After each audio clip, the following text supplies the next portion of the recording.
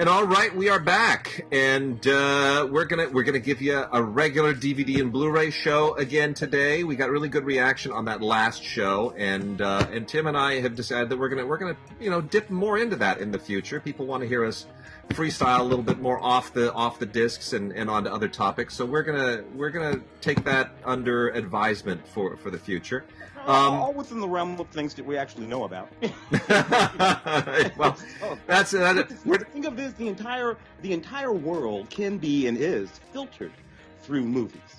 Has been for over 100 years. It has been for over 100 years. So not for nothing, this is the place to go to talk about some of these things, because there's nothing new under the sun, and probably there's been a movie made about it. And I'm going to go out on a limb too. I think certainly one reason why people all over the world are reaching a stress point, and why anything that happens is going to be magnified by, is that the pandemic, when you lock people up, they get stressed and anxious, and it's got to come busting out somewhere.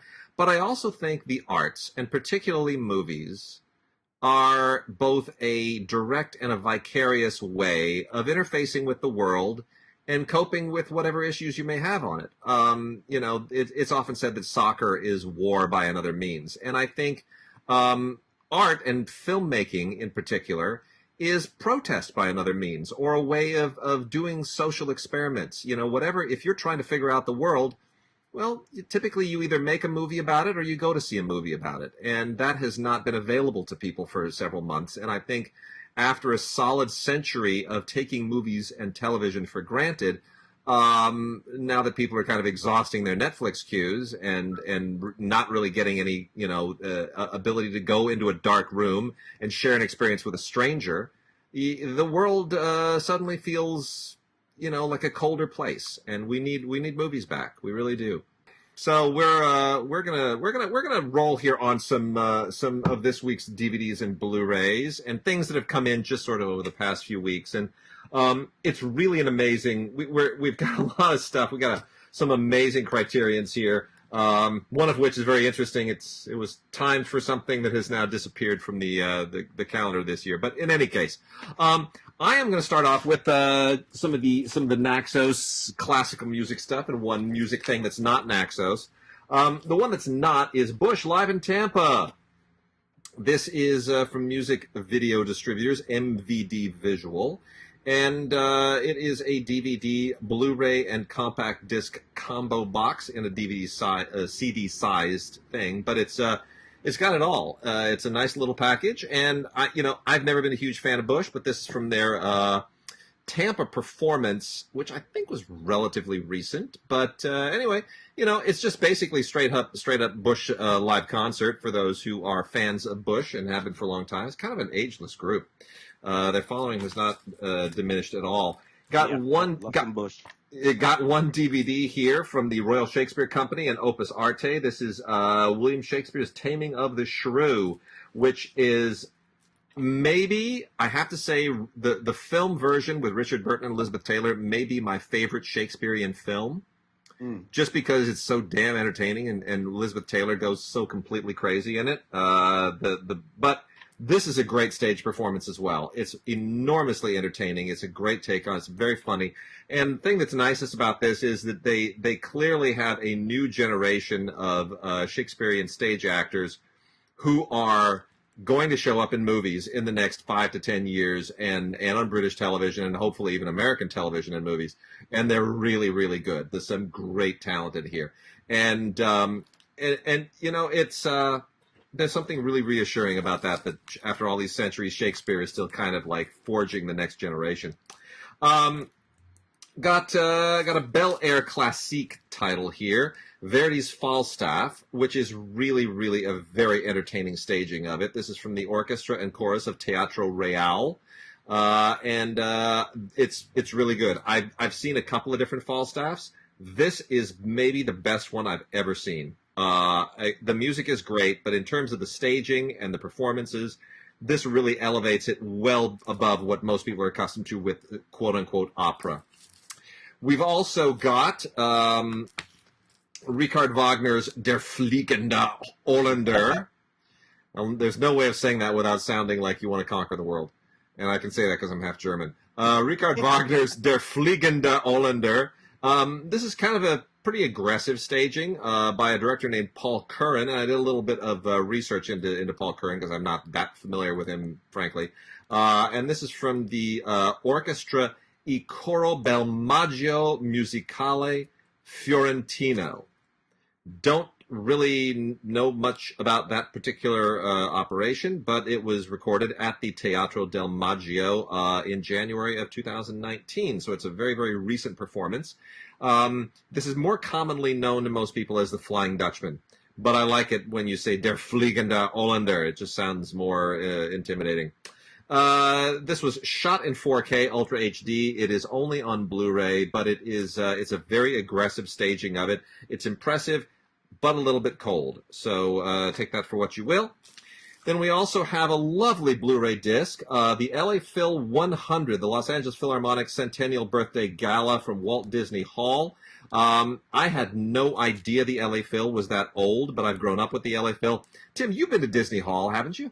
Oh, yes, many times. Love See, it. I have yet to go to Disney Hall, and we're like more than 10 years, 15 years into the thing. I haven't been to it yet. It's crazy. I went when Gustavo Dudamel took over from Esa-Pekka Solomon. Yeah. And you know, the entire time Esa-Pekka was the conductor of the symphony, never went to see Esa-Pekka. I didn't either. Right? And then here comes, I said to myself, you know what? I'm not going to miss the debut of Gustavo Dudamel. And that's when we went down to Disney Hall.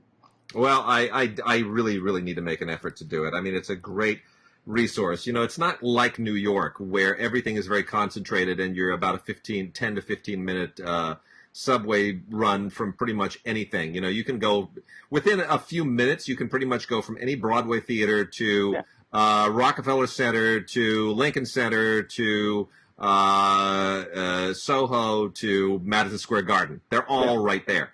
LA is not like that. For those who don't live here, you know, to go down to the Music Center downtown, depending on where you live, is a bit of a schlep. You know, I mean, we all live in the same general LA metro area, but seriously, depending on where you, like, for the Hollywood Bowl, for instance, when I want to go to the Hollywood Bowl, I literally have to set aside a timetable of 2.5 hours from the time that I leave my front door, and lock it to the time that I expect to actually sit my butt down in a seat. I need to allow 2.5 hours. Now, that's just for driving, waiting in line, parking, walking, going through security. The last time we did that, I think it might even have been my daughter's first ever concert, which was Jeff Lynne and ELO, which is basically just Jeff Lynne. Yeah. And we had the nosebleed seats at that concert, which meant that my little daughter, who was at the time probably about 2, I basically had to carry her all the way to the nosebleed seats of the Hollywood Bowl, and that was exhausting. and I mean, you know, you see people carrying, you know, cooler chests and everything up there. Anyway, the LA Phil 100 Gala is absolutely wonderful. It includes performances conducted by Salonen, by Dudamel, and by Zubin Mehta, who shows up every once in a while as conductor emeritus. It's really, really beautiful. A lot of just really, really great stuff here. It includes a Richard Wagner prelude to Die Meistersinger von Nuremberg, some Ravel, a world premiere of Daniel Bjarnsson's From Space I Saw Earth, which was a commission specifically for the LA Phil, which is absolutely beautiful. And then there's more on the second disc, which is all about the tradition of the new, they call it, the LA Phil. It's just gorgeous. It's really, really beautiful stuff. And then there are 4 titles from Naxos proper. An opera I'm not particularly familiar with, kind of newish, kind of a little bit tweaked. This is from the Dutch National Opera, which is Stefano Landi's La Morte d'Orfeo, The Death of Orpheus. And it's kind of supposed to be funny, I think. This is from the 15th century. I'm not terribly keyed into it. It was all right. I watched about a half an hour of it. And then we have Der Zwerg by Alexander von Zemlinsky by the Berlin Opera and Chorus, Orchestra and Chorus of the Berlin Opera, more specifically. This also includes an Arnold Schoenberg piece on it, which is great. Schoenberg is very revered at my alma mater, UCLA. They named the musical building after him, Schoenberg Hall. But otherwise, Alexander von Zemlinsky's Der Zwerg, otherwise known as The Dwarf, is the opera here. It's a one-act opera from 1921, and it's a little bit avant-garde, but it's fine. It's decent. It's good. And then. The last one of the operas is Henry Purcell's King Arthur, which is sung in English with German dialogue. Believe that or not, that's Blu-ray from the Staatsoper, the Staatsoper Unter den Linden in Germany, the choir and the opera of Unter den Linden, and the Academy of Music in Berlin. It's really kind of wild. They went a little bit overboard, I think, with some of the art direction and costuming and stuff in this. But Purcell is a significant figure, and King Arthur is something I was not familiar with, but it's fine, fair enough. And then the last one is a Tony Schmidt film called The State Opera, which is essentially a documentary all about the process of three different operas and how they are staged and come to life and so forth. And it's very, very interesting. If you are more familiar with, obviously, the process of film, as Tim and I are, it's really it's quite a radical departure to see how you put an opera together. It's even radically departed from, I think, state theater here, our Broadways and our, off-Broadway theater productions and musicals and whatnot. Opera is a whole different beast. It's a whole different thing because you have to coordinate the performance with the orchestra the whole time. It's not like, like something where, okay, now we break into song, bring in the it's all very, very, very unique. So there is that. That's the music end of things. And then let me cover just a couple of box sets, more than a couple, handful of box sets from Kino. Kino's released a whole bunch of really, really terrific box sets over the past couple of months. And we've got, first off, the Barbara Stanwyck collection, which brings together Interns Can't Take Money, The Great Man's Lady, and The Bride Wore Boots. Those are three films of Barbara Stanwyck's career that are perhaps not as famous as some of the other stuff. They're from the late 30s into the mid 40s. But she's great in all of them. She's absolutely fantastic. Two different leading men, Joel McCrea in Interns Can't Take Money and The Great Man's Lady, and then Robert Cummings in The Bride Wore Boots. And Barbara Stanwyck, I still think one of the great underrated screen legends of that period. Double Indemnity, obviously, is a thing we always associate her with. I always think of Ball of Fire as well, but she's just, you know what? She's incomparable. And our generation discovered her when she was older and on the Big Valley. On the Big Valley, yeah. Right? Yeah. It was you had to go back to see Double Indemnity and all that kind of stuff. Fred McMurray, My Three Sons. Then you go watch Double Indemnity, and the dad's talking. I'm like, that's the dad from My Three Sons? Yeah, Isn't that funny? Isn't that funny? They all wound up on television. Yeah. We also have the Deanna Durbin collection #1. Hopefully that bodes well that we're going to get more such collections. This is 100 Men and a Girl, 3 Smart Girls Grow Up, and It Started with Eve. Deanna Durbin, just a delightful presence, kind of forgotten today in many respects, really worth rediscovering. She also was a figure from the 30s and 40s, late 30s into the early 40s here, and just kind of one of those sweet, Virginia Mayo kind of picked up her baton at a certain point, right?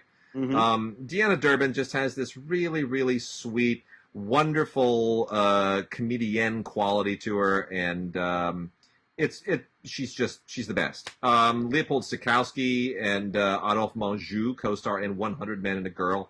Really delightful.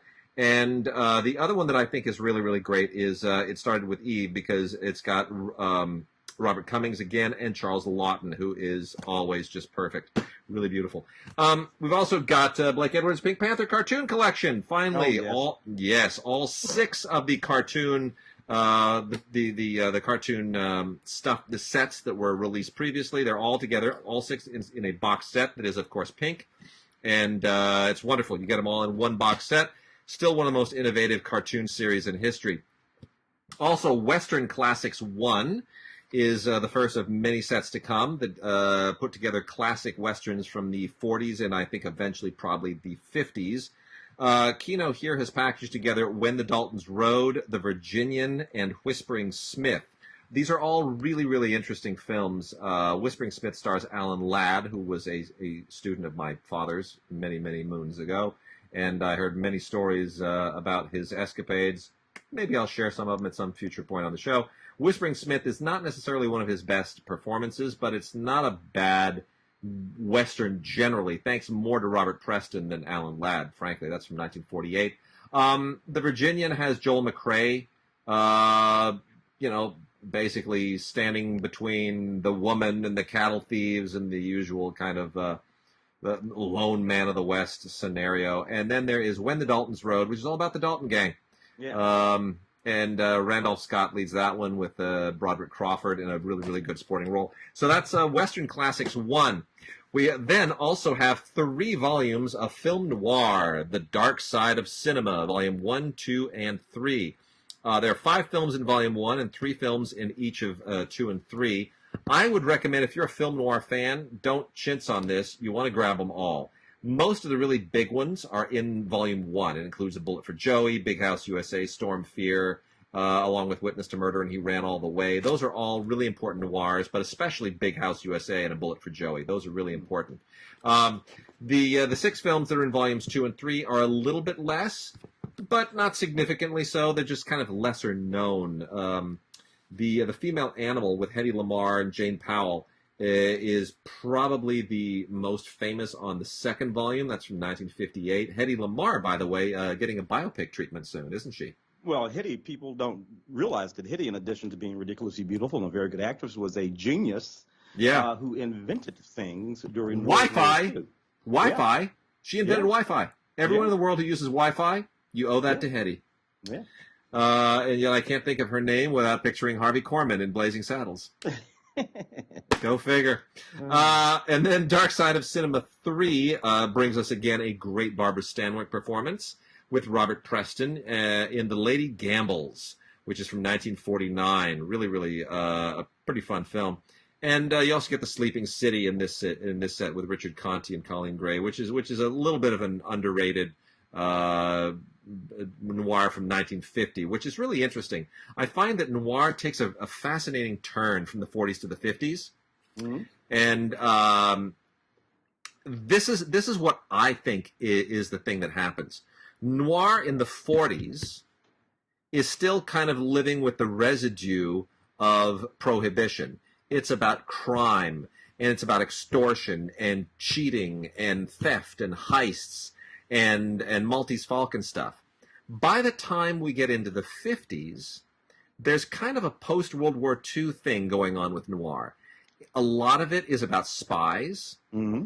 A lot of it is about political corruption. It suddenly it's not about your regular street-level crime. It's now got a broader focus. By the 1950s, noir suddenly kind of said, you know what, there's a big world out there. And I think that was the impact of World War II. When World War II started, the United States was saying, yeah, you know, that's your battle. By the time it ended, the whole world was devastated. And you couldn't make movies about parochial, small-town things anymore. So I find that fascinating, comparing the noirs of the 40s to the 50s. Yeah, the thing that we have to remember about noir is that noir is not a genre. It is a style that can be applied to any genre. That's it. That's it. And there are noir westerns. The Manchurian Candidate, in a certain sort of way, is noir. Yeah.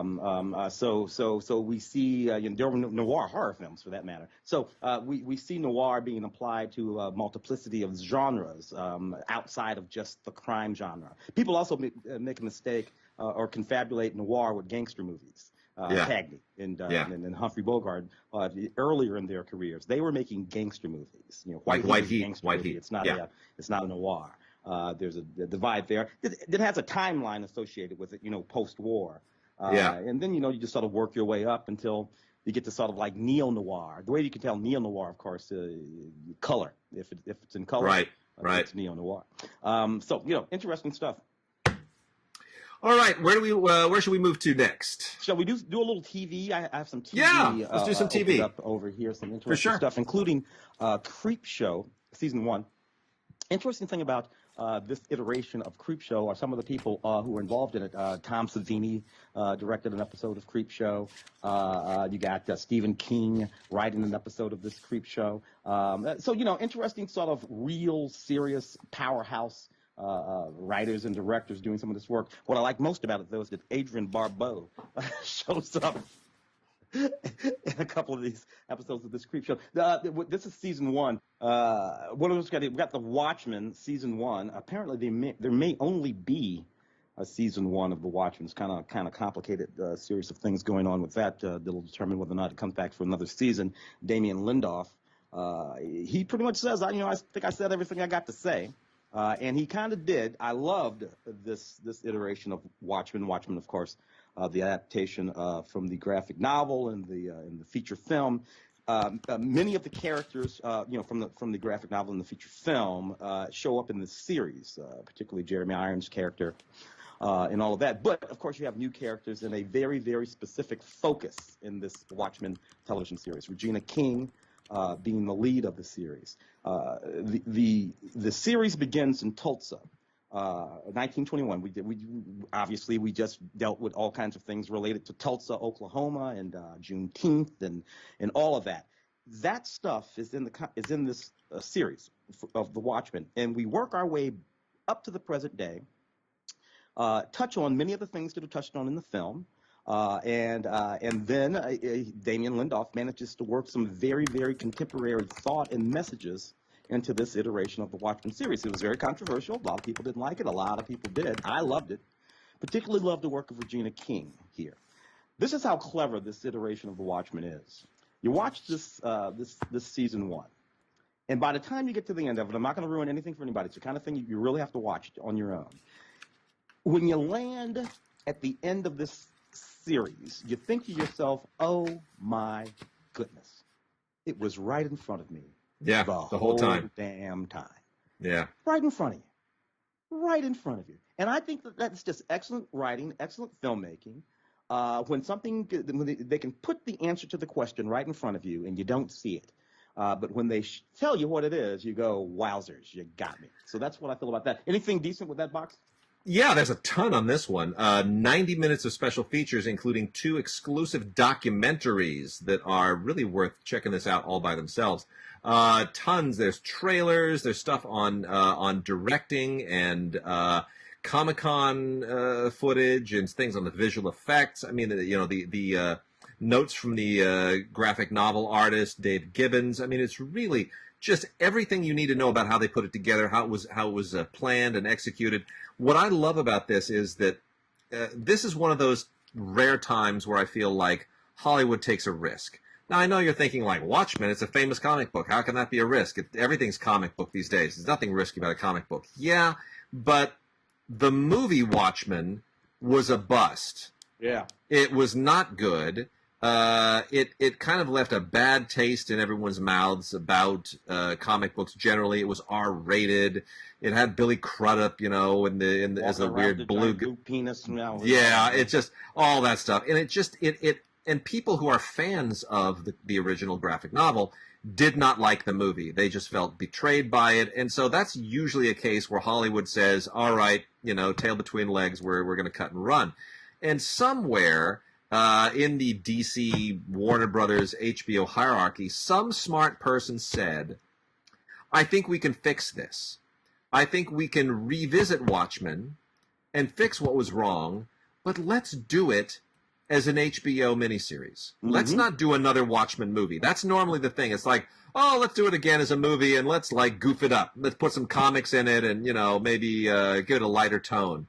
Because it's always about the tone. And somebody said, no. I think we need a different tone, but I think also we need a different direction. And I think it needs more time to breathe as a story. Let's do it on HBO. Really a smart move. And it has redeemed the entire concept. Apparently, they're not going to do another series, but they should. They should do another season. They really should. It left open so many possibilities to continue to explore. Yeah, interesting stuff. I just loved it. The Detectorists, lovely sort of little sitcom, comedy in any case. What I love about this series is that it's just so quiet, and sharp and wry. It's about these guys who are they're metal detectors, and they go out looking for stuff. But it's all sorts of other stuff that's actually going on in the series. Toby Jones and Mackenzie Crook. Toby Jones and Mackenzie Crook. It's just the loveliest little series there. Anything by way of special features with that? That would be seasons 2 and 3, right? Seasons 2 and 3, really super fun stuff. Not really. There's a featurette and a Christmas episode on series 2. And then some cast interviews and behind-the-scenes featurette on Series 3, so not much by way of anything, but otherwise still a really charming show, really well-directed. What I love most about that series is that Diana Rigg is in it. Yes. She plays the mother of her own actual daughter in the series. So Rachel Sterling, who is her actual daughter, is in the series. I didn't know that. Rachel Sterling? And she's actually her actual mother. Rachel Sterling is her daughter. That's amazing. I didn't know that. Yep. Wow. It gets to play her own daughter. Even I learn things on this show. Fantastic. Pennyworth. Pennyworth is season 1. Pennyworth is the sort of origin story of Alfred Pennyworth, who ultimately goes to work for Bruce Wayne's dad. And become, taking care of young Bruce Wayne, who will eventually become Batman. So Pennyworth was a special forces soldier, I suppose, during World War II. Now, this series, it takes all kinds of flights of fancy. From the sort of ordinary Batman series, and sometimes the numbers don't really add up in terms of they do not. Things. They no, don't make any sense. It's kind of set during the mod 60s. With all sorts of backstories with these sort of clandestine groups fighting each other to take over parts of the government, and you have the sort of supposed to be socialists. It speaks to some of the riots that they had in the 60s with the coal miners and the and the police. It sort of speaks to some of that stuff, so it's interesting in that sort of way. I don't know. I rather enjoyed it a little bit. I don't know how you can possibly connect it up back to Gotham City and Batman. And you don't. This doesn't make any sense. None of this stuff lives in the same universe. That's the thing with the DC stuff, which is kind of liberating. Everything Marvel has to sort of be part of the MCU, so it all has to drop in like a jigsaw puzzle, and it's all very tailored. With DC, they are willing to allow each of these series to live in their own universe, to reinvent the DC universe in its own sense. I mean, you have the Arrowverse and the shows that adhere to that, but this is different, and so was Gotham. Frankly, Gotham was not part of the Arrowverse, and Pennyworth is its own thing as well. I think it's an enjoyable show, but the idea of taking Alfred and reinventing his youth as like some kind of a super spy is really kind of silly. Alfred has a hard drinking, womanizing super spy. You cannot help but watch the show and think, why the hell would that guy become a butler? Like, why is that? Why aren't you becoming Batman? Because clearly, you got better training than Bruce ever had. I mean, you're the superhero. What are you doing being a manservant? That's ridiculous. So yeah, it's a little bit of a silly stretch. It's kind of hard to make that leap. But the other thing is, look, Alfred was never much of a hero in any incarnation of Batman, except for the original campy TV show with Adam West, in which occasionally, if Bruce Wayne needed to go to a party and Batman needed to show up somewhere, Alfred would put the bat suit on and show up with his British accent, and nobody would realize that it was something's not right. The cowl is not that doesn't hide everything. So that's the closest it ever came to me. But you know what? Look, it's a well done show. We talk about noir. It has a noir style. Pennyworth is definitely noir. Absolutely. So it's got that for it. Harley Quinn, as long as we're on the in the Batman world, Harley Quinn, the animated show, has the complete first season out, coinciding with the live action release that we should be seeing momentarily of Birds of Prey. You know what? Harley Quinn is a weird animated show. It looks like it's designed for kids. It has that kind of DC animation look to it. But in terms of the content, it definitely is not. It's definitely aimed at adults, and it's got a little kind of Adult Swim twinkle in its eye. I guess I kind of enjoyed it. Okay, didn't love it, didn't dislike it, but found it entertaining. It's a certainly interesting incarnation of the Joker, but it's a little bit too aggressively self-aware for my taste generally. But it's not bad. It's not bad. That's season 1 of Harley Quinn, the animated series. I'm looking at Star Trek Short Treks, which is a set of short films that are carved out of the Star Trek Discovery universe, which of course is Michael Burnham and Captain Christopher Pike and the young Spock and all of that sort of storyline. Interesting, same sort of thing there. Watching the Star Trek Discovery universe. So these things lay out this way, I think. So you have the original Star Trek period, which, if I'm not mistaken, this series takes place about 10 years before. So Captain Pike, what's the name of the Star Trek episode that involves Captain Pike and Spock having to take the ship back to the the menagerie. The menagerie. Yeah, that he would have been Spock's captain prior to Spock going aboard the Enterprise and becoming the number one for Captain Kirk. So these things sort of lay out that way. These little shorts are just culled from that Star Trek Discovery universe. So you have all of those folks sort of showing up in these, and they cobble together what's things that are going on just before the stuff that pushes the Star Trek Discovery a narrative forward. This is stuff mostly that happened just before that. And then we get off into the Star Trek Discovery narrative. So, neat little shorts. And again, they're trying to do the thing where they tie everything together and fill in the holes. Don't exactly do that. The numbers don't make any sense. And I got to tell you, you and I both grew up, Star Trek, Spike, Spock, Kirk. And you know what Spock never mentioned? Sister.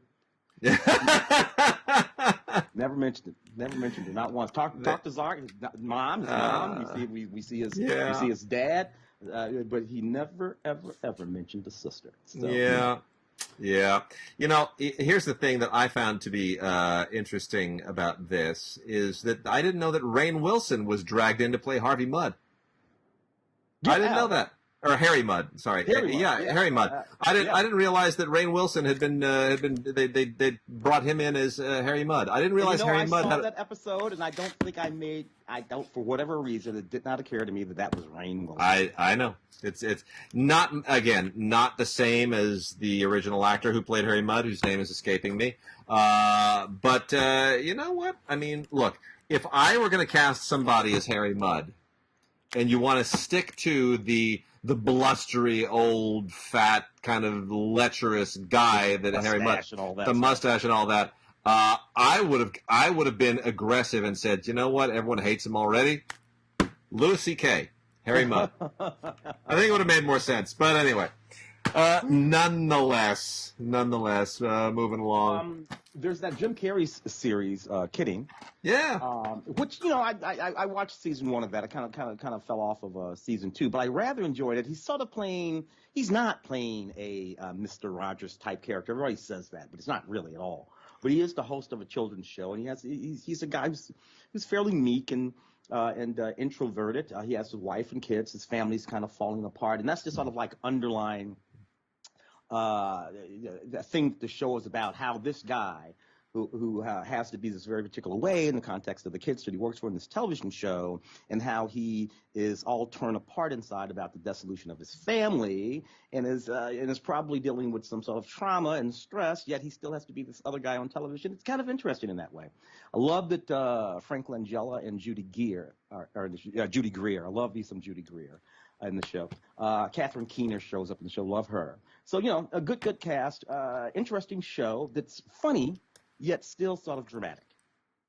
Got a couple of National Geographic shows here, both of which have been on a very long time. The first one is Brain Games, hosted by Keegan-Michael Key of Key and Peele, and this is in season 8, which reminds me of how long Key and Peele has been off the air. It's been off a long time. But Brain Games is really a fascinating show. It's sort of a game show, but it's sort of like more social experiments than anything else. It's designed to sort of get celebrities to participate in really, really fun experiments that sort of teach you how to interact with the world with these really cool interactive games that have all kinds of physics qualities to them and mathematics challenges and whatnot. It's very, very interesting. It's very clever, and very it reminds revealing about the way the brain works. Yeah, our brains are a hell of a thing. And it's instructive. That's the reason it's on National Geographic. It's a game show that teaches you things, and more so than Jeopardy, which teaches you weird trivia that you will never use a million years of your life. The one that's been on forever, and it's in season 16. This is incredible to me. Is in fact the incredible Dr. Pol. Yeah. This is a 3-disc set that includes 10 episodes from season 16, and Dr. Pol is basically a veterinarian and works in Michigan, and it just never ceases to be amazing what he does, and at any given hour and any given time and any given all these different animals. It's a fascinating show, and it's been around for 16 years, so people must love seeing their animals healed. He's a large animal veterinarian. Is what he is. So he very often has on those long rubber gloves. Yeah, exactly. And his hands are very often up some poor animal's butt. So you got to be ready for that if you're going to. See, that's a thing. When around here, when you talk about veterinarian, that's the person that just does cats and dogs and maybe occasionally will tell you that they can't do anything for your hamster or your parakeet. When you get out to a place like Michigan, and especially where he is, a veterinarian means that horses, sheep, cows, any number of other things. It's a bigger deal in certain areas. Yeah, for sure. And then the last we got head of the class. I was going to say, is this the head of the class? The 1986 series? Yes, it is. I love Howard Hessman. Howard Hessman. I love that series.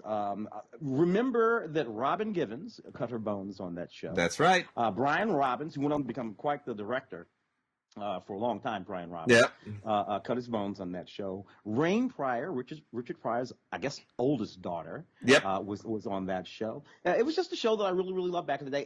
It was basically the reverse of the Sweat Hogs and Welcome Back, Kotter. Exactly. Welcome Back, Kotter.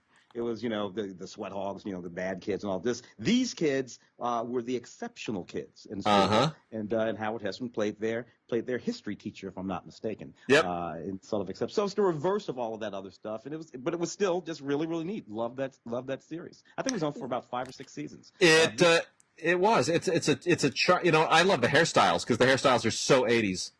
They're all so 80s. It's incredible.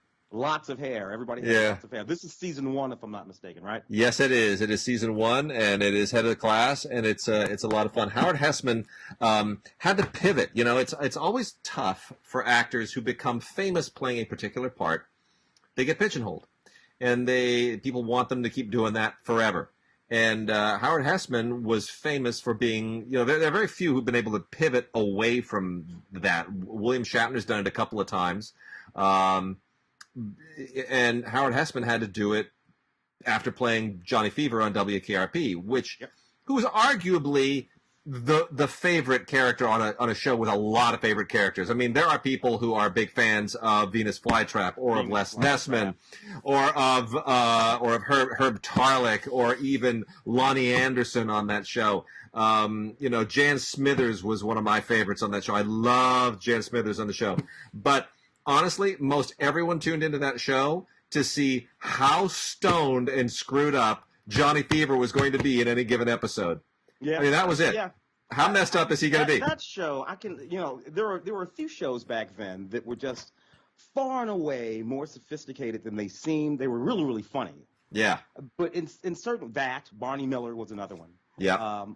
Where the storylines and the ideas were funny, but they were just all far and away more sophisticated than they seemed, and a lot of it owed to the sort of really bright humor that guys like Howard Hessman and Tim Reed, brought to those shows. Just excellent stuff. Well, Howard Hessman pivoted beautifully away from Johnny Fever to something that was 180 degrees opposite, and Here he's playing a teacher. He went from playing a stone DJ to a teacher of gifted kids, and he made it work. And I think Head of the Class did stick around longer than WKRP, believe it or not. Well, they changed teachers because it became, I think, was it Billy Connolly? They bought Billy Connolly on. They brought Billy, yep. 4 or 5 seasons or something like that. That's right. And it was still a pretty good show. It was still a good show. Billy Connolly basically made himself an American success story at that point. Nobody knew who he was. And they're like, this guy's funny. People in Europe were saying, yeah, well, where have you been for the last, 10 years? Billy Connolly was, all through the 70s was wiping people out, doing stand-up all over the UK and the continent. But you know what? My favorite turn of Billy Connolly's, I don't know how the hell we got to talk about Billy, but his turn as in Mrs. Brown, where he played the groomsman, who was it? Queen Victoria, I guess it was? Queen Victoria. I'm sure I've told this story before, but I'm going to tell it again. When I was at Cannes in, I think, 93, was it 93 that film was there? I'm pretty sure it was 93 or 4. Her Majesty Mrs. Brown premiered at Cannes, and we had a great press day at a restaurant on the beach in Cannes. It was fantastic. Nice little covered thing, and the tables. And I was sitting there, they split the table into 2 halves, right? Billy Connolly in one half and Judi Dench in the other. And I was on the Judi Dench end. And we were having there were probably 7 or 8 of us having a wonderful conversation with Judi Dench in the sunlight on the beach. It was It's a dream. It's a bloody dream when you get to go to Cannes and do this. And we're talking to Judi Dench, and we're just having a good time. And slowly, the laughter at the other end of the table gets louder and louder and louder. And eventually, Judi Dench is laughing at Billy Connolly, and the rest of us are. Billy Connolly took over the table. He took over Judi Dench's half of the table, and we all just kept laughing. He was so damn funny. It was just unbelievable how funny he was, and it's all natural. It's not prepared material. It's not Robin Williams. No. It was a different thing, but he was just funny. Billy Connolly has one of the funniest things. I don't know how we got off on Billy Connolly from Howard Hessman, but thank you, Head of the Class. Billy Connolly, I subscribe to his little daily feed thing on Facebook, and there's an old interview. I forget what show it's from, but he's basically saying I was never any good at school. I didn't like school. I was terrible at school. And whoever it is, it might have been Jimmy Fallon or somebody just asked him and said, well, you didn't learn anything? Not a thing. Didn't learn anything at school. So if you ran a school, like, what do you think schools should teach kids? What should they be teaching? And he, without even missing a beat, he goes, how to get rich and how to get laid. That was it. That's all he cared about. And by the way, that's the proper education for both the boys and the girls. That's Billy Connolly. He's just, he's an old hippie from the 70s who just never grew up. I want to hit a bunch of these titles from Paramount, if I could. We got a bunch of stuff from Paramount that's worth mentioning. There is because Paramount is now releasing their Paramount Classics line. And a few things that are kind of coming out. It's the Paramount Presents line, but there are a few things that are also coming out that are not necessarily a part of it. John Travolta and Urban Cowboy gets 40th anniversary release. They're not calling this a Paramount Presents, but it basically has the same packaging. So I think there may have been a discussion as to whether this movie was worth even including. You know what? It's not a very good movie, but it was a seminal movie because it sort of created that whole weird cowboy craze of that right with the saloons where you go and you do the electronic bull like at Gillies and that it's just like thing. Yeah, that was a thing. At Gillies was the spot. Deborah Winger was quite good in that movie, though. She is. I want to call her out. She was outstanding. Well, it's from 1980. Came right, on the heels of John Travolta being a trendsetter in both Grease and Saturday Night Fever, and Travolta was just in that moment where if he was in a movie, everybody wanted to do whatever it was that he was doing, and this made that suddenly like you could go to Cleveland or to Oakland or Miami and find a country western bar where people are wearing 10-gallon hats and riding an electric bull or electronic bull. Brothers was walking all over St. Louis with those western shirts on. I'm like, brother, crazy. When the hell did you become a cowboy? It was after they saw that movie. It was a thing. Also, some really, really wonderful classics that are out on MOD Manufacture on Demand. The original Barbarella, which is still just such an absolute look. Screenplay by Terry Southern, who, of course, is the genius that worked with Stanley Kubrick to write the script for Dr. Strangelove. Yeah. That's all you got to know, because Barbarella means to be tongue-in-cheek. A lot of people ridicule this movie and say, oh, it's so tacky. No. They're not paying attention. Not paying attention. Not paying attention. Dino De Laurentiis produced. Roger Vadim, who at the time was Jane Fonda's husband. They just made one hell of a really cool kitsch classic. I highly recommend Barbarella. The movie does not get old. Also, Jane Fonda, I'm sorry, ridiculously beautiful and so good in that movie. That whole opening sequence where she's floating around. Oh, it's the best. Oh my God, I watched the best. That. The art direction. I mean, it's the stuff that's shot on stages. Nobody does stages up like that anymore. I mean, it's like otherworldly. It's great. A movie that I am deeply, deeply fond of is On a Clear Day, You Can See Forever, with Barbra Streisand and Yves Montand, directed by Vincent Minnelli, written by Alan J. Lerner of Lerner and Lowe fame, with a wonderful score supervised and conducted by Nelson Riddle. This is just an absolutely delightful film. It kind of semi-belongs to the Lerner and Lowe canon, even though Frederick Lowe, as a composer, did not have anything to do with it. It still sort of feels like it, because Alan J. Lerner has a particular feel to his writing. And it's just a lovely, lovely story. It was an original Broadway hit. Yeah. And it's a little bit hard. It's sort of about a therapy session between Barbra Streisand and Yves Montand. Bob Newhart is great in it. He's so good. And it's basically Yves Montand is a therapist, and Barbra Streisand is a chain smoker who's looking for therapy to help her get over her smoking. And you think, well, what kind of subject is that for a movie? Well, what it is, it's basically an intro. That leads you into the world of hypnosis, which was a thing at the time in 1970. And then you get into all of these past lives and these personalities, and it becomes this really fascinating episodic fantasia, and it's absolutely wonderful. Jack Nicholson is in it. Bob Newhart is in it. It's really it's just a great movie. It's so groovy in that 70s way. Yeah. Atlantic City, Louis Malle's Atlantic City. What a great movie. Late Burt Lancaster. 5 Oscar nominations, including the first ever Best Actress nomination for Susan Sarandon. This was that scene in the movies with the lemons and the lemon juice. Thank you. So, that's on my list of one of the sexiest and most fantastic scenes ever done, Susan. So good. Louis Malle, kind of came out of his. I mean, he was the French New Wave director who was not really part of the New Wave. He was kind of apart from it, but he brought a new wave and a French style and sensibility to this that is just absolutely incomparable. Jean Gouard, the great playwright, wrote a terrific script. Michel Legrand wrote one of his all-time great scores. It's just an absolutely superb film, and one of the great films of a great year, 1980, which eventually wound up giving us, among other things, Ordinary People and The Elephant Man and Melvin and Howard and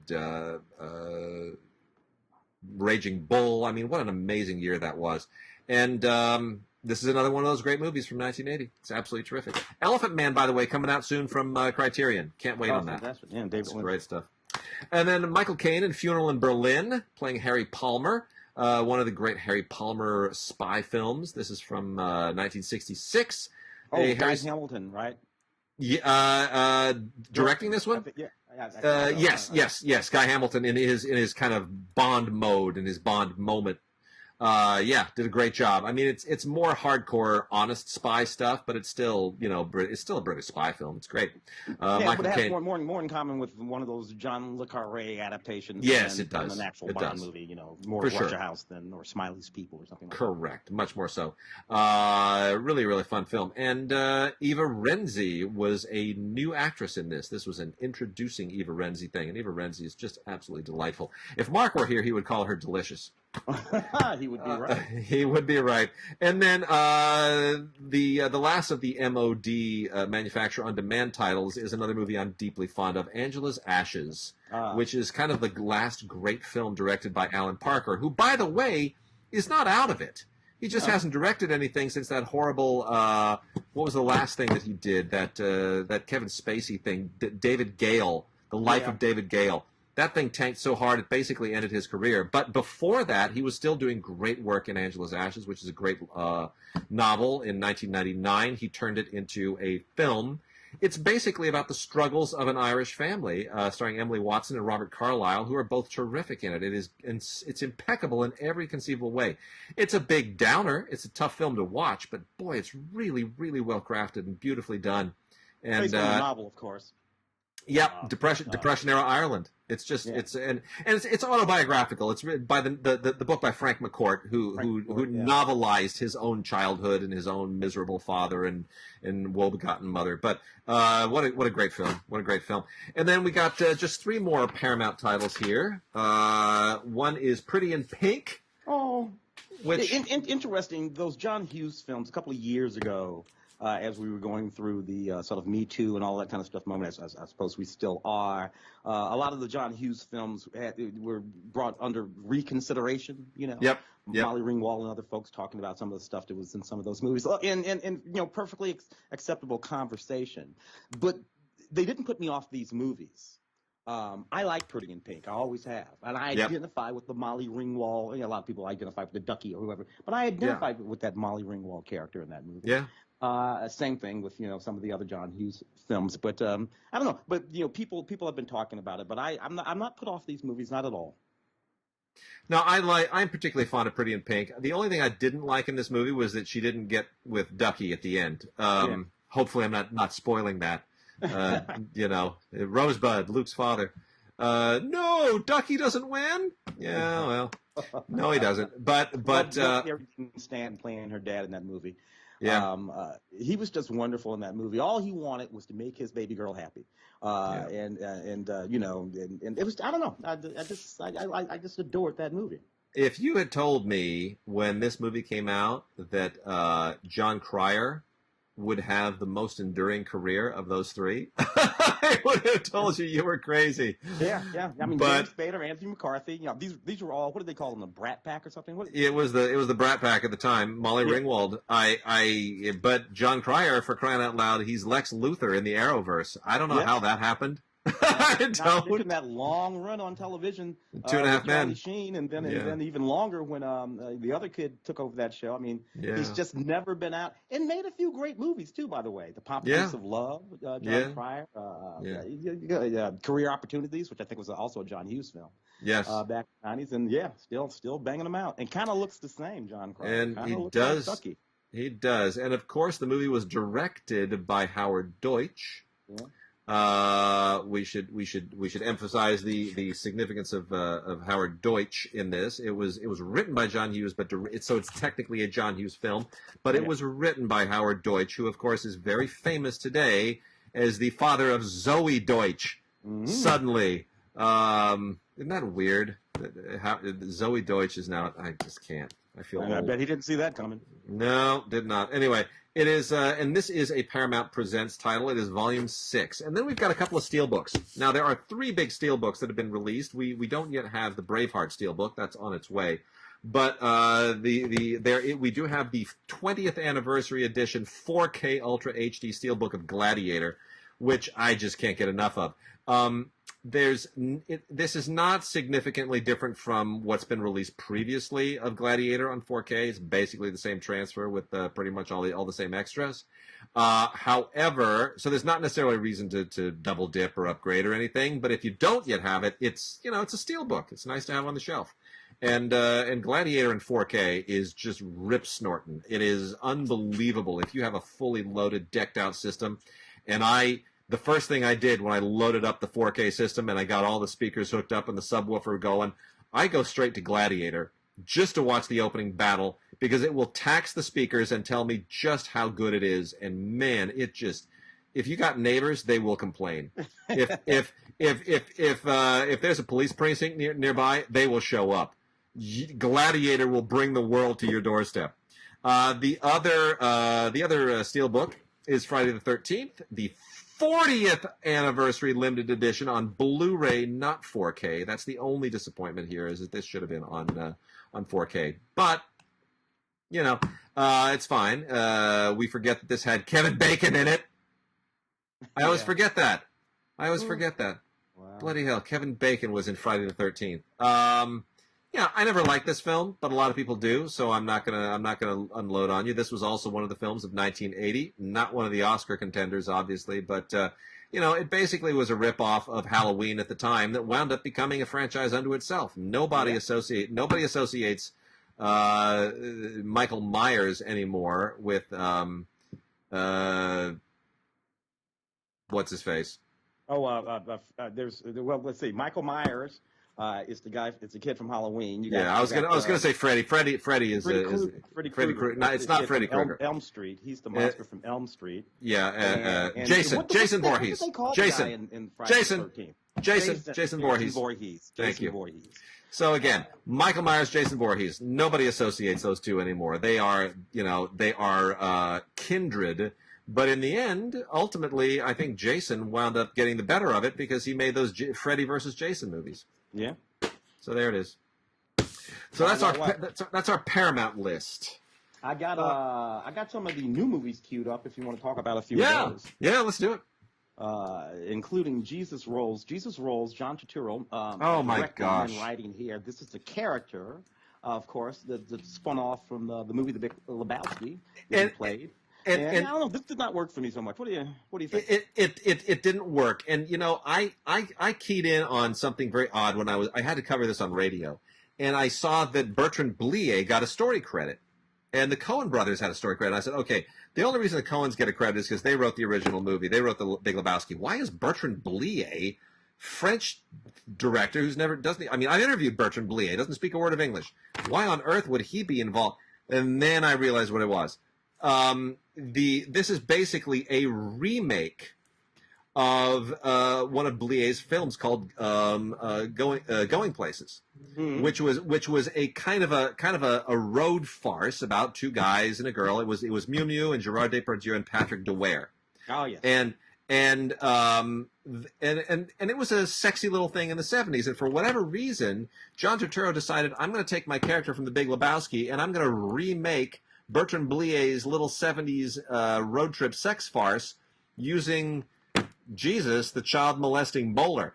I don't know how that ever fit in his head, but that's what this movie is, and it's kind of weird. Well, here's the thing: the child molesting bowler cannot be the hero of my movie. I'm afraid I'm not going to be able to root for that guy. So that was kind of a tough sort of call. Anyway, interesting sort of amalgamation of things there. Anything on that DVD, or is it just the movie? It's basically the movie. There's an audio commentary that he does with Bobby Cannavale, who's his co-star. But otherwise, this is just he calls a lot of favors in. Man, there are cameos galore. Christopher Walken and Susan Sarandon and John Hamm all show up. The trio here is basically Turturro, Bobby Cannavale, and Audrey Tautou. And Audrey Tautou is sweet. Is she Miu Miu? Kind of. But on balance, it's just it's a peculiar film. It's very unusual. I mean, I hate to rip on it because I really love The Big Lebowski, but this was a very strange kind of semi-sequel. Yeah, odd little take there. Butt Boy, interesting little Tyler Cornack movie about this detective who's also an alcoholic, and he goes to AA. He gets himself assigned to a sponsor named Chip. Chip becomes the suspect in an investigation of a missing kid. Now, this is all sort of wacky in and of itself, but the wackiest thing about it is, the cop starts to believe that people are disappearing literally up Chip's butt. That's the title. In any case, it's kind of a wacky movie, comedy. It's kind of sci-fi kind of thing going on. Anything on that DVD? No. Yes, it comes with a butt. No, there's a commentary and a trailer and a featurette. There's otherwise nothing on it really. And thank goodness because it's wow, that's plenty for sure. Oh my goodness! It's called Spy Intervention that came out actually this year. It's kind of a comedy, and it's about this world's greatest Bondian sort of spy who sort of falls in love with this woman and decides to abandon his career as a spy, but the spy world don't want to let him go. So the adventures keep coming, even though all he wants to do is hang out with his girl and eat quiche. cute little movie that I happened to see and rather enjoyed. Did you see Emma? I did see Emma. Let me pull it out. Yeah, I did not see Emma. Interesting that it came out. I mean, there are a lot of incarnations of Emma. So many incarnations. Well, we haven't had one since the Gwyneth Paltrow version. And I gotta say, I think as much as I love that one, and I really do love that one, I think this is the definitive. It really is. Emma is a little bit different from all of Jane Austen's other stuff in that it really is lighter and more farcical. It's almost Jane Austen verging on Oscar Wilde in a way. And I think there's so much about it that has never been done correctly. There was also another version of Emma that was done for British television back, I think, late 80s, early 90s. And this is just delightful. Directed by Autumn de Wilde, with whom I'm not at all familiar as a director, but who clearly understands the material on a level that it has been missing for a long time. She clearly understands just exactly where to modulate the comedy and the romance and to really crank it up. And I think as a result, this winds up being just the most delightful version of Emma I've ever seen. And I've seen those two previous ones, and I think there was another one. I'm thinking of Clueless. Clueless is Emma as well, right? Yes. Yeah. But between the British TV version and this one and the previous one with Gwyneth Paltrow, this far and away is the most delightful. It's got deleted scenes, gag reel, and some featurette stuff on it, plus a commentary that is revealing, but probably not as revealing as I would have hoped. But nonetheless, it's really fun. And Anya Taylor-Joy, let's just emphasize it, Anya Taylor-Joy, who is a total unknown, who plays Emma, is going to be a huge star. She is going to be huge. Fabulous. Really a great film. Also comes with Movies Anywhere, so you can add it to your Vudu or whatever, your Movies Anywhere account, and you can stream it anytime you want. Make yourself feel better. It's a lot of fun. I saw this Michael Winterbottom film, Greed, with Steve Coogan. Michael Winterbottom and Steve, of course, do all of those Trip 2 movies. With who is it? Robert. I forget the name of the guy who does this movie. And those movies are really, really clever and funny as they roam around the countryside. I think the last one was Trip to Italy, if I'm not mistaken. Yeah. In this film, Michael Winterbottom is playing this character, sort of like greedy Trump-esque sort of character with these bleached white teeth, and he's a billionaire, but he's not really a billionaire because he's always losing money. and he's going to throw himself this gigantic party. The problem that I had with this movie, it's a satire, of course, is that it wards politics a little too much on its sleeve. Yeah, I thought so too. For my taste, it's just, it's all just right there, and that makes it just less clever. You know what? I've seen a few of these lately, and where they are. And I'm going to talk about one on Film Week this week as well, where you kind of feel like, okay, you haven't been watching the news because I'm already I'm getting an overdose of this excess on my nightly news. I don't need it dramatized because then it's like a sugar high that just becomes diabetes. Yeah. It's like, it's too much. If you're going to satirize something, it needs to do something. Like the news is a satire of itself these days, more often than not. Exactly. You really cannot satirize what's going on in any context. It is what it actually is. Yeah, especially during the pandemic. So I kind of felt like, it needed to be a little breezier, go a little askew, be a little weirder, a little more offbeat. And it didn't really go there, but. Coogan is still a really, really great actor and a lot of fun to watch.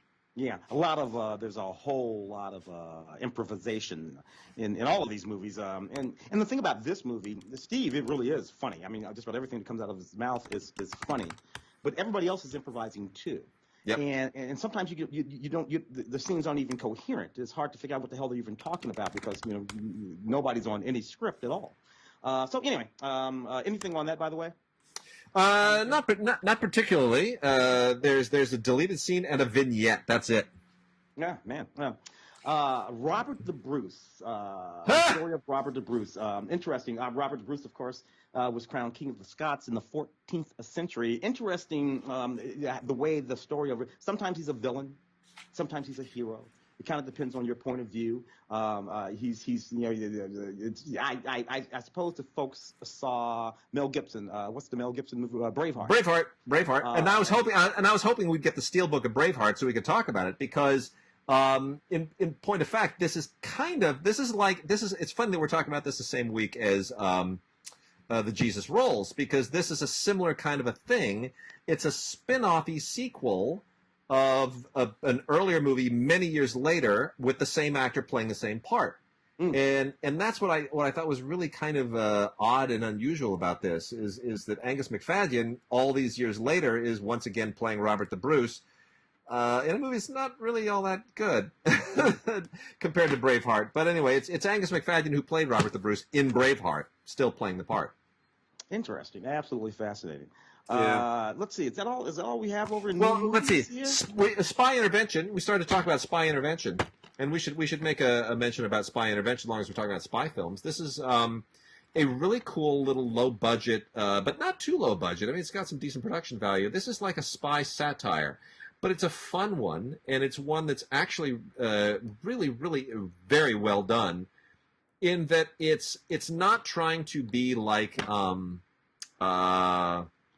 the spy satires, whether it's Austin Powers or those wonderful French ones, the OSS 117. It's it's not doing that. It's kind of trying to split the difference. It's trying to be both a spy spoof, but also one that takes it seriously at the same time. And as a result, it winds up being completely fresh and totally unique. And they made it with not an awful lot of money, but it's totally engaging. It's about a super spy and his romance and how do I not reveal some of this stuff? Obviously there's a villain and a super plot. There's a diabolical plan that has to be unwound, but. The fact that it wraps that up in what is effectively a romance, a kind of screwball romantic comedy at the same time, is what sets this aside. And it's very, very cleverly written. And that's from Cinedigm on DVD, Spy Intervention, starring Drew Van Acker and Poppy Delavigne. So you haven't heard any of these people, but you're going to. They're all very cool. The Hunt. Film that basically 12 strangers. They wake up in this field, this sort of clearing. They have no idea where they are, how they got there. But all they find out very quickly is that they are going to be the subjects of a hunt. This is a pretty intense movie. A theme in films that's popped up one or two times before. People who are being hunted by some folks who have the ability to do whatever the hell they want, and they get tired of hunting big game. They decided they want to hunt people. Craig Zobel directing this film, and it's actually okay. Damien Lindelof is one of the writers. Craig and Damien, Damien's one of the creators of the Leftover series, and some of the best episodes. I love that entire series. Some of the best episodes were directed by Craig Zobel. He also knocked off one or two of the Westworlds that I really thoroughly enjoyed. So this is him, working back in feature mode, making a fairly interesting movie. A lot of social commentary, obviously, going on inside that film. Let's see. I did not see Gretel and Hansel. Did you? Yeah, I sure did. Unfortunately, let me get into that, and I'll as long as I'm talking on that, I'm just going to hit a little bit of horror here, just generally. Gretel and Hansel is an attempt to take the Hansel and Gretel fairy tale of the Brothers Grimm, which is small, and turn it into something much bigger than a small fairy tale, and it's really creepy. The style is very effective. The story makes absolutely zero sense at all. None. It makes no sense. Like, it's not clear where this takes place. I mean, look, I absolutely love Sophia Lillis of It fame, who is delightful. She plays Gretel in this, and she carries the film. She's the only really great thing about it. Otherwise, it takes place in some strange country that's, I don't know, like 18th century America, 17th century Europe. It's not clear. It's just they're all different accents all over the place, and it's very weird and gothic and kind of semi-medieval. And she and her brother wind up having to flee into the woods after family tragedy, and they wind up basically, I mean, is it a witch or what is it they stumble upon? Yeah. They come upon a house where there's like a zombie. I don't know. None of it makes sense. It's just a sequence of weird happenings that are so disjointed and they never really come together. And then in the end, there's some kind of weird occultish thing happening in the house. And I mean, I won't tell you how it ends, but I mean, maybe. I don't know. It didn't work for me in any way at all. Got a couple of Shudder horror titles here on Steelbook that we should probably make a quick mention of. One of them is Tigers Are Not Afraid. And Tigers Are Not Afraid is a Mexican horror film that uses the backdrop of Mexico's drug wars to tell what is effectively a J-horror story of children and ghosts.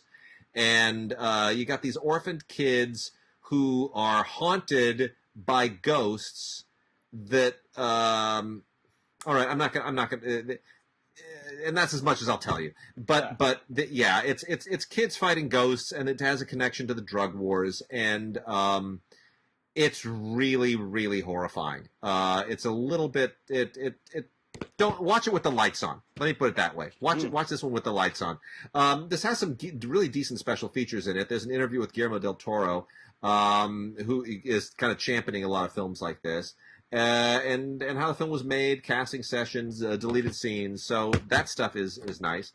And then there is One Cut of the Dead, which is a completely unhinged zombie movie that it would be J-horror if it weren't. It's Japanese, but yet it seems to draw more on American stuff, which is kind of strange and peculiar.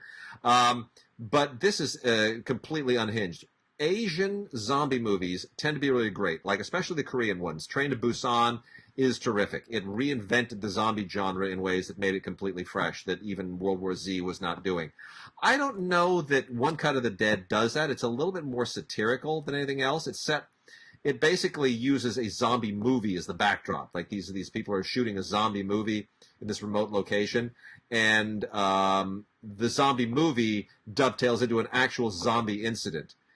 I won't tell you how that happens, but what's funny is once that happens, the director will not stop shooting.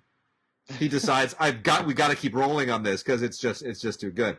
And then it just goes weird and it goes into so many different directions you can't expect it. None of which makes sense, but some of which are pretty damn funny, and the other directions are weird enough to still be scary. So One Cut of the Dead. It's almost impossible to sort of explain. It's like an actual zombie movie crossed with Shaun of the Dead, crossed with that Jim Jarmusch thing that we just had. Yeah. It sort of splits the difference between all three of those, and that's also a Shudder title. One Cut of the Dead, and the other one is Tigers Are Not Afraid. All right. Let's see what else we got. I got some Criterions queued up. Oh yes, let's do the Criterion list. Beginning with the Cameraman, 1928. Oh, Buster so Keaton, good. Uncredited, but Buster Keaton directing. Edward Sedgwick gets the major credit on that show. So the Cameraman, an absolutely wonderful MGM classic of Buster Keaton. It is. It's great. It's fantastic. Anything special Tons. on that Criterion? I mean, it's a Criterion, so it's got to have something. Oh, it's just so much. There's the original audio commentary by John Bankson and Jeffrey Vance from 2004 that was previously recorded for previous releases of this. That's on here. There's a really great new documentary called Time Travelers, which also incorporates Bankston and Vance. There's a 2004 documentary by Kevin Brownlow and Christopher Bird that is all about Buster Keaton and MGM, which is wonderful. Kevin Brownlow, of course, the legendary silent film scholar who wrote the David Lean biography and with whom I've had some wonderful phone conversations. And then the Motion Picture Camera, which is a 1979 documentary. Those are all absolutely terrific. And then you also get an interview with James Nebar, who's the author of The Fall of Buster Keaton. It's great. The whole thing is great. The Cameraman's been released 2 or 3 times, but this is the only one you need to have. And Unmarried Woman, 1978, Paul Mazursky's Yes. wonderful film with Jill Clayburgh and Alan Bates and Michael Oh. Murphy. Just a wonderful sort of, look, Woody Allen-esque is the way a lot of folks, but Paul Mazursky really had a different sensibility altogether than Woody Allen. For sure. It's more serious, but still funny. A little bit darker. This is about a wealthy woman, Upper East Side of Manhattan, and she's just dealing with her sexuality and her identity, and her husband leaves her for a younger woman. It's just it's going through a transit. It's just a wonderful, wonderful movie. Great Paul Mazursky. If I'm not mistaken, didn't we give him an award at the Los Angeles Film Critics? Yeah. What was that? That was the Career Achievement Award. It was before he died, and I was the one who actually put him up. By the way, I was the one who nominated him for that. Ray and Len Clady and I all kind of got together and said it's time. And Len Clady is the one who presented him the award that evening, because Len was a lifelong friend of Mazursky's, so it was personal to him too.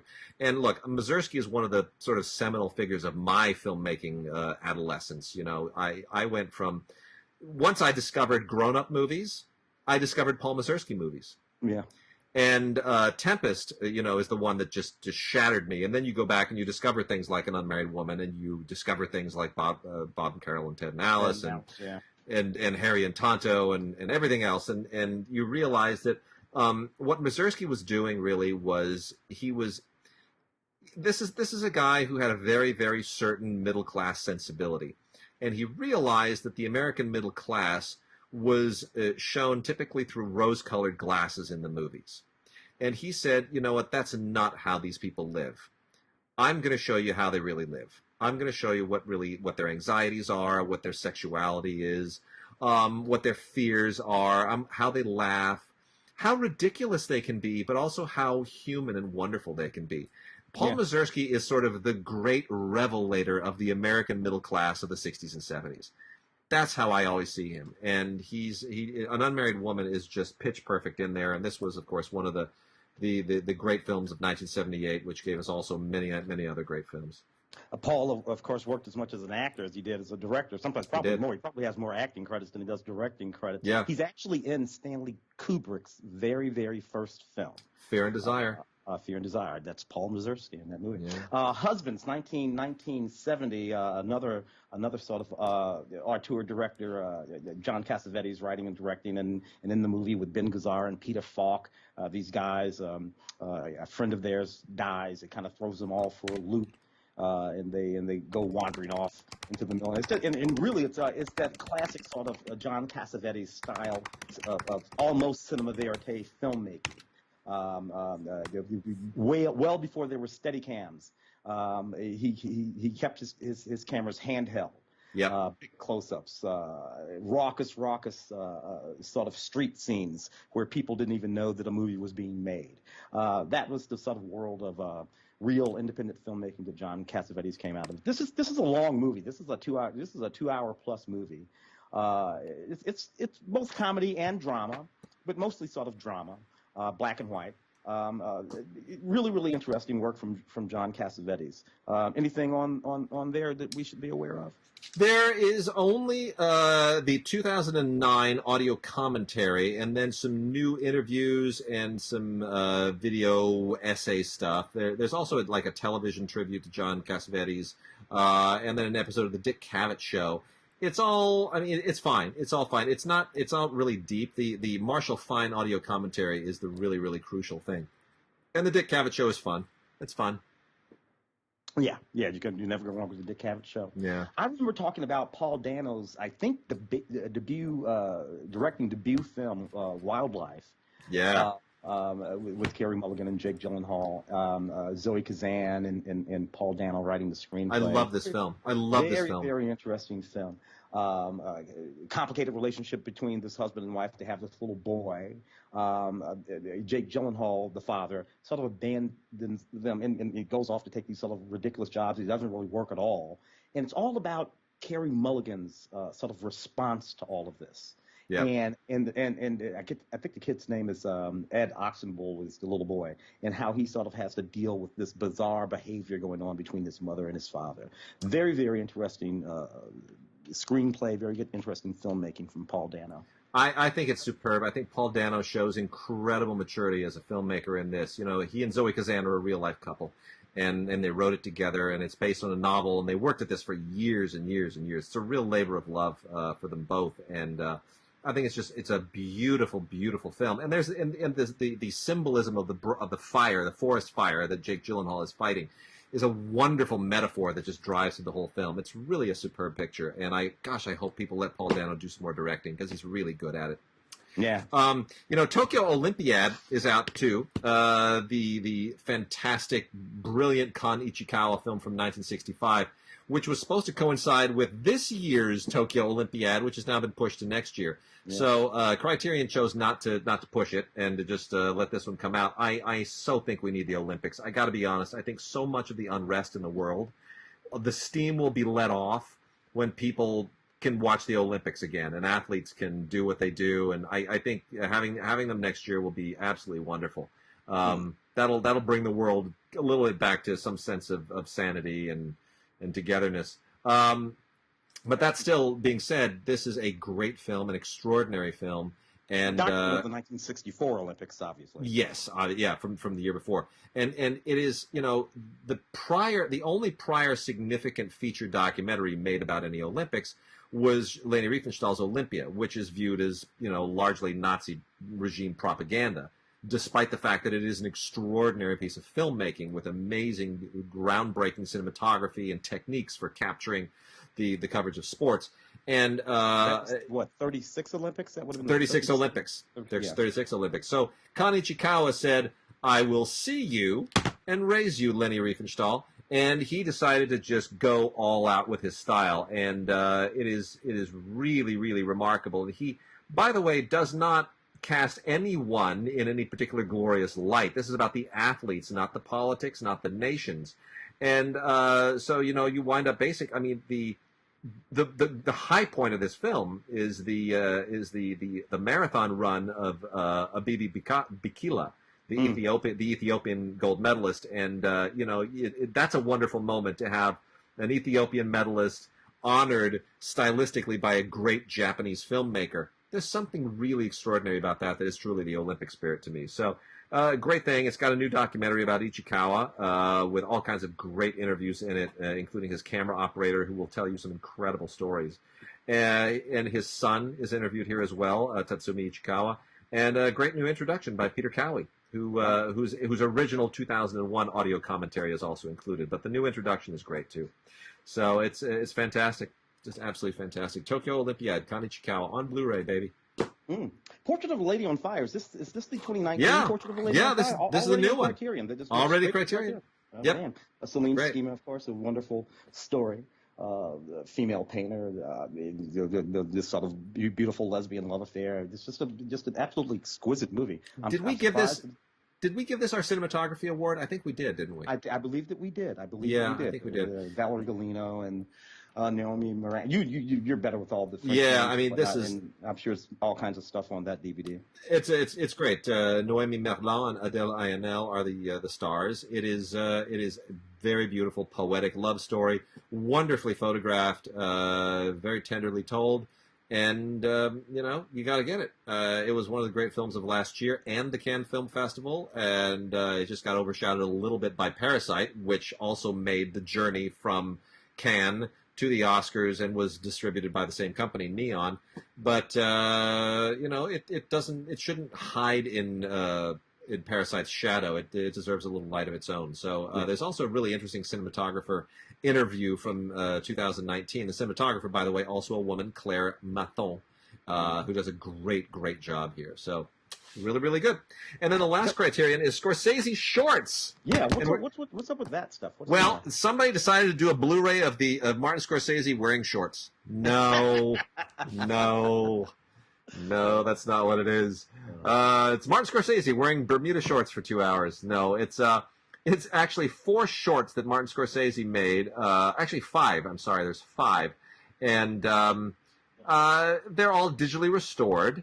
And they include Italian American from 1974, American Boy from 1978, The Big Shave from 1967, It's Not Just You, Murray, from 1964, and What's a Nice Girl Like You Doing in a Place Like This in 1963.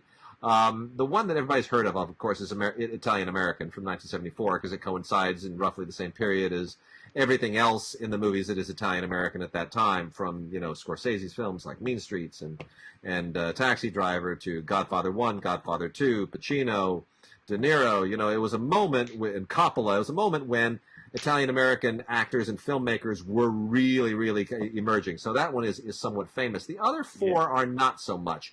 It's Not Just You, Murray. I've never even heard of. I hadn't even heard of it. It's 16 minutes long.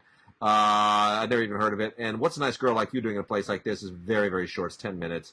It's just a very experimental thing. So those two are almost negligible. The shortest, however, is The Big Shave, which is 5 minutes and very interesting. I'll just leave that with you. I won't tell you anything about it. It's totally worth watching. Really worth watching. But American Boy is very interesting. That's the longest of them, at about an hour. And I almost resent that they're calling that a short, because it's a borderline feature. But it's really good. It's really, really good. But The Big Shave is pretty wild. It's interesting to watch. These are all would have to be what, early middle 60s. Early 60s in the most part. Yeah, early 60s to early 70s. It would be interesting to watch Martin Scorsese's work from that period, as he's sort of honing, the filmmaker that he would ultimately become. I guess my first feature Martin Scorsese film that I remember seeing in the boxcar Bertha. Then you sort of work your way forward from there. All right, I want to hit some Arrow titles really quickly here. Tim, I know you're going to want to weigh in on some of these too. First one I'm going to hit here is a Kirill Sokolov film, Why Don't You Just Die? This is a completely bizarre Russian comedy. It's very Coen Brothers-like. Kirill Sokolov included his entire original storyboard for this in a BD-ROM portion of the disc, and it's fascinating to look at because he followed his storyboards like mad. This is a director who religiously mapped this movie out like an animator. Basically, the whole thing takes place in an apartment. It is completely unhinged. It reminds me a little bit of like the Coen Brothers meet Janae and Caro. It's like Delicatessen crossed with Raising Arizona. So here's what's going on. You've got this guy who went out with a girl who basically dared him to kill her father.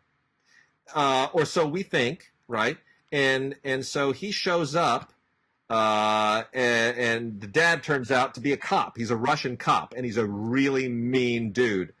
And, so you're my daughter's boyfriend. And, of course, he starts to chicken out. Well, next thing you know, everything goes off the rails. By the end of this thing, you've got guns, knives, people you didn't even expect to show up, flashbacks about things that you had no idea happened. There's blood on the carpet, people knocking on the door, people getting chained up in the bathroom. It is completely out of control. It's a fun, weird, unhinged, brain-bending movie. Why Don't You Just Die? Meeting the parents doesn't go smoothly. So that's got a ton of special features. It's from Arrow, and it's got this it's got like a featurette and an interview with Kim Newman about this kind of filmmaking where you have one location and all this crap happens. And then a bunch of other featurette stuff. You've also got Elvira, Mistress of the Dark, which was the feature. Remember this? The feature film version of Elvira from 1990. What year was this? That series was in the middle 80s, so that would have to been the early 90s. Yeah, I can't remember exactly when this came out. I should have checked it up before the show. But anyway, actually a lot of fun. It's stupid, but it's fun. And directed by James Signorelli, who did a lot of schlock at the time. And I just enjoy who shows up in this movie. Jeff Conway, Sally Kellerman, Edie McClurg. I mean, all these people just show up and have a great time on screen. It's actually a lot of fun. It's a lot of fun. And it's Elvira, for crying out loud. It's Cassandra Peterson doing her shtick and making fun of herself, and why not? So well done on that one. There's a lot of fun stuff in here. The 2017 commentary that Signorelli did with with one of the editors of Fangoria, and then some making of stuff and some archival material. So if you're a fan of the movie, if you're a fan of the character, you'll have a good time with it. White Fire is a movie by Jean-Marie Palardy, which has one of the most eclectic casts I've ever seen. This is a very Fred Williamson in that movie. I know, right? It's like Fred Williamson shows up in the most unexpected places sometimes. And the thing is, Palardy is a French erotic filmmaker. Now, if you had said to me a French erotic filmmaker would make a movie with Fred Williamson, I would have said, what? How it's like The Hammer is gonna do like French erotica? Is there a gun involved? I don't understand. The Hammer comes and messes people up. But anyway, basically this is about jewel thieves trying to steal a diamond that is known as White Fire, and the way the plan unleashes is bizarre and weird and outrageous and goes into all kinds of very, very strange tangents, one of which involves Fred Williamson. It's very, very peculiar. There's a hooker in here, and the hooker winds up being more mysterious than the diamond. It's very, very weird. The poster for this, I don't know what's on the DVD, but the poster for the movie was just insane. A guy with a chainsaw and these people with guns. I mean, it's just so. Yeah, no, that's not here. Why? This is a diamond that has a bunch of weapons stuck in it. They probably should have used the other one. And then we've got Blood Tide, which is a Nico Mastorakis film. I remember that. With James Earl Jones and Jose Ferrer. It takes place on a Greek island. A little bit of a mystery going on, and there's some, they're trying to sort of figure out what possible ancient things have been, are there ghosts, and there's a bit of a kind of an occultic thing happening, and it goes again in directions you don't necessarily expect, but. I think it dates a little bit poorly. It was made in the 80s. It kind of looks like it, but it still has some really good performances. James Earl Jones is great. And a lot of people named Spyros in that movie. Yeah. We also have, talking about John Hughes' 16 Candles from Arrow. Wonderful new version of 16 Candles, beautifully transferred from a 4K scan of the original negative. Brand new. It's never looked this beautiful. The film ages in some ways that are not favorable to it. That discussion that we had before. Of course, John directed and wrote this one as opposed to he did. Precisely. Yeah. And this was a big thing at the time. John Hughes kind of launched his career with this. Molly Ringwald more or less launched her career with this. But yeah, it's not even that it's not PC. Some of the jokes date in a way that isn't necessarily favorable, but nonetheless, it is a seminal film for a certain generation. Has tons of extras on it, and I'm still going to give this a good recommendation. It's worth watching again. It has two different versions of it, one of which is 2 minutes longer. This has the additional cafeteria scene, but not that makes a whole lot of difference. And then we've got Beyond the Door, which is a horror film that has both a booklet and tons and tons and tons of extras on it. This is from 1974 from Ovidio G. Assonitis. I wouldn't call it quite a giallo film. It's kind of trying to take off on The Exorcist and on Rosemary's Baby. It's kind of trying to be in that same moment.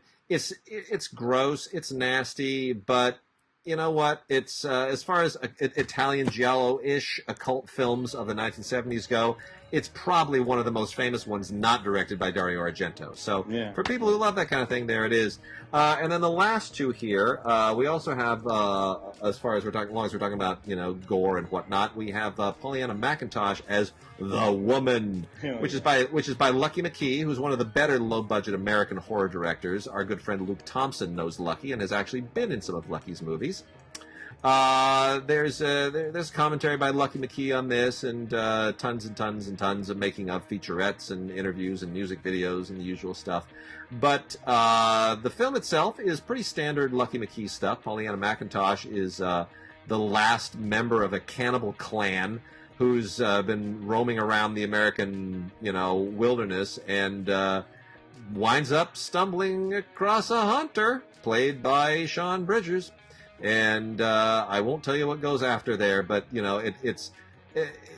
wants to try to civilize her. I'm going to tell you, it ain't going to work quite so well. And then the last one is The Wind, also by Nico Mastorakis. The Wind is, so-so. It's kind of it's sort of a horror-y, slashery 80s thing. It also doesn't age terribly well, but it has a bit of a cult following. And it's got a few good extras on it, so fans of Nico Mastorakis will probably enjoy it. But again, this is strictly for genre fans, not really necessarily for anybody else. Nico made that movie Glitch back in the 80s. Oh, that's right. Yeah. Oh man, good stuff. That's it this week. We got through a lot of stuff, and we're gonna put something together good for you next week. I'm on radio this week as well on KPCC Film Week, scpr.org. If anybody's around on Friday to give that a listen at pretty much. I mean, it's live at 11 a.m. Pacific time, and then reruns on Saturday, and then it's podcastable. Otherwise, email us at gods@digigods.com or gods@cinegods.com and ask us anything, or go on the Facebook page. You can go on the CineGods Facebook page or the DigiGods Facebook group, which requires membership. And we will see you guys next time. All righty.